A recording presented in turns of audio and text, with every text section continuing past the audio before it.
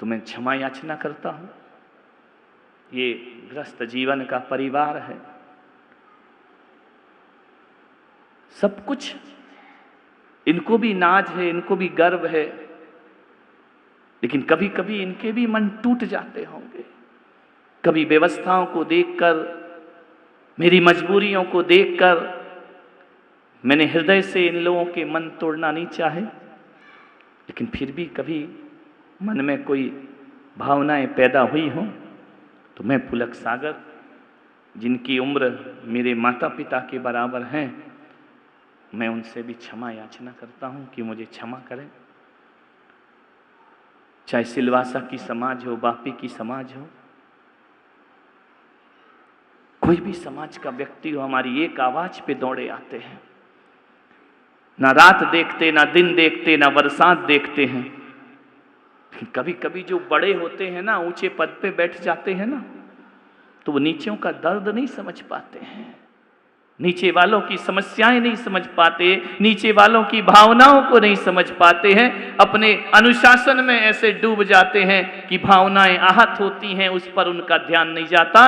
मैं पुलक सागर आज यहां बैठे हुए समस्त लोगों से, आचार्य पुष्प दंत सागर का शिष्य, भगवान सुमतिनाथ के दरबार में बैठकर सबसे मन वचन काय से क्षमा की याचना करता हूं कि क्षमा मुझे करिए। ये क्षमा, आपकी क्षमा ही मेरी मुक्ति है। जब तक कोई क्षमा नहीं करता है तब तक निर्वाण की यात्राएं, बंधन क्या होते हैं, कर्म बंध क्या होता है। किसी का नाराज होना हमारे कर्म बंध में कारण होता है, किसी का दिल टूटना हमारे कर्म बंध में कारण होता है, किसी की भावनाओं को आहत करना हमारे मोक्ष में बाधा बनती है। ये कोठारी जी बैठे, निर्मल जी बैठे हुए हैं, सेठी जी, सभी परिवार बैठा है। मैं इतना ही निवेदन करूंगा, विमल जी संगी जो मुंबई से यहाँ पर आए हुए हैं, ये देवशाले परिवार रात दिन जो भी कहो करने को तैयार है। मैं इतना कहूंगा कि तुम मुझे क्षमा करो या ना करो, इतना तो जरूर करना। सच्ची गुरु भक्ति तभी होगी कि तुम सब मेरे मोक्ष में बाधक नहीं बनोगे। ध्यान रखना, तुम्हारी भावनाएं खराब होंगी तो मेरी मोक्ष में बाधा हो जाएगी, तुम्हारी भावनाएं आहत होंगी तो मुझे मुक्ति नहीं मिलेगी, मेरा श्रम व्यर्थ चला जाएगा, मेरी तपश्चर्या व्यर्थ चली जाएगी, मेरी साधना व्यर्थ चली जाएगी। कौन चाहता है कि तुम आकर यहाँ पर वाद विवाद हो? मैं नहीं चाहता हूं कि आपस में एक दूसरे की टांग खिंचाई के काम हो, यहाँ पर एक दूसरे को मान अपमान की बातें हो। मालूम है, जब कोई खेत लहराता है ना तो किसान का छाती हृदय से गदगद हो जाया करता है। वह हृदय, जब माली के फूल खिलते हैं तो फूल बाहर नहीं खिलते, फूल उसके हृदय में खिल जाया करते हैं, उसके अंतस में खिल जाया करते हैं। और जब सारे भक्त प्रेम और एकता से जीते हैं ना, तो जितनी खुशी शायद तुम्हारे माता पिता को नहीं होगी, उससे ज्यादा खुशी हम संतों को हुआ करती है। आपस में मिलते हैं, हिलते, कौन कहाँ का है, तुम कहाँ के, ये कहाँ के, पल भर का मिलन है। इस पल भर के मिलन में टीस लेकर मत जाना, अपने अंतस में कोई भावनाएं दुर्भावनाएं लेकर के नहीं जाना। ध्यान रखिए, सबके प्रति एक सा वात्सल्य हुआ करता है, सबके प्रति एक सा आशीष और प्रेम देने का मैं प्रयास करता हूं। ध्यान रखना, कभी मन टूट जाए क्षमा करना। मन तो टूट जाता है ना। मैं तो जिनके भरोसे यहाँ 8-8 महीने रहता हूँ, 4-4 महीने से हूँ, वो स्टाफ के बच्चे,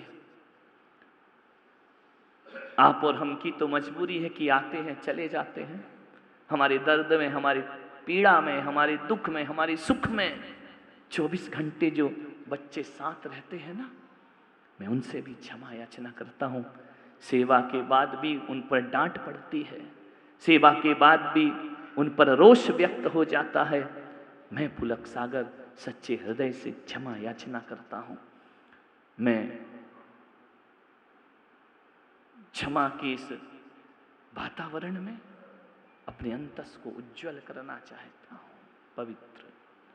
मुझे विश्वास है कि आप एक संत से जुड़ने का मतलब क्या होता है? उसके रास्ते आसान करना। सेवा का मतलब क्या होता है? उसे उसकी मंजिल तक पहुंचाना। भैया वृत्ति का मतलब हाथ पैर दबाना नहीं होता।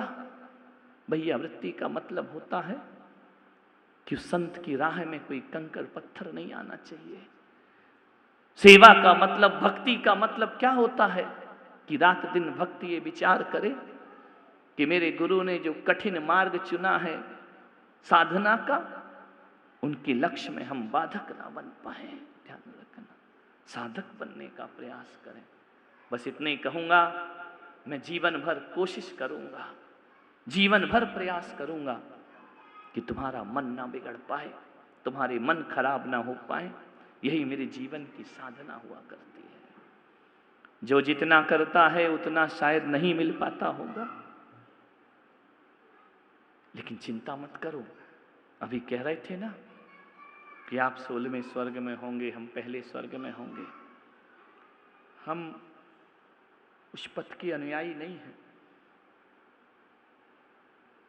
हम तो ये कहते हैं कि शिष्य बनो आशीष मिलेगा, शिष्य बनो आशीष मिलेगा, गुरु से पहले ईश मिलेगा। ध्यान रखिए, मुझसे भी पहले तुम्हें प्राप्त हो। मैं चाहता हूं कि मेरे से पहले तुम्हारी मुक्ति हो, मेरे से पहले तुम्हारा मोक्ष हो, मेरे से पहले तुम्हें जीवन की मंजिल मिले। क्योंकि इसलिए कि तुम भोले भाले हो, तुम अपनी मंजिल को नहीं जानते हो। तुम्हें नहीं आता है कि हमें क्या करना है और क्या नहीं करना है। मैंने शास्त्र पढ़े हैं, मैं तत्व में लीन हूं, मैं जानता हूं क्या करना और क्या नहीं करना।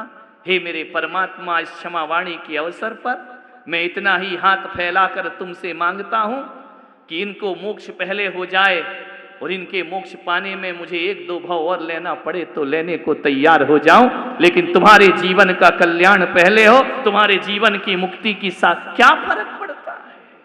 ध्यान रखना, तुम्हें मंजिल पहले मिले, तुम्हें जीवन का लक्ष्य प्राप्त हो।